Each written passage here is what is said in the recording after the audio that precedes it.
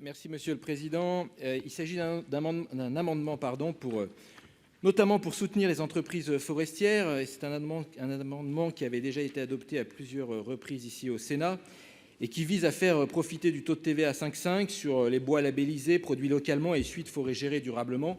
On a effectivement plusieurs labels qui existent déjà dans plusieurs régions.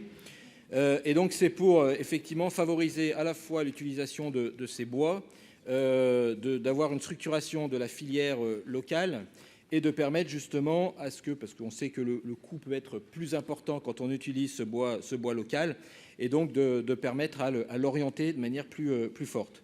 Je sais que effectivement c'est une baisse de TVA et que vous allez me renvoyer sur les directives européennes, mais je pense que, en tout cas dans le cas des nouvelles directives européennes et notamment sur la TVA verte, je pense qu'on pourrait justement réfléchir à cette question-là. Je sais que le débat avait été lancé aussi sur la question des matériaux biosourcés.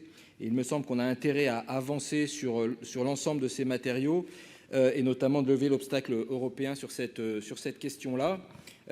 Si on regarde sur les matériaux biosourcés actuellement, sur ce qui a été fait en termes de rénovation thermique, on a 90% des matériaux qui sont issus de matériaux transformés liés aux hydrocarbures. Donc si on veut vraiment changer et vraiment avoir un impact sur nos filières locales, on a intérêt justement à la fois privilégier, et là c'est l'exemple de la TVA, mais j'aurai un autre amendement sur le prêt à taux zéro sur la question des matériaux biosourcés. Donc voilà, je m'attends à ce que vous allez me répondre sur la question de la TVA, mais je pense que c'est vraiment une réflexion à avoir, à la fois sur le bois local et à la fois sur l'ensemble des matériaux biosourcés sur notre territoire. Merci.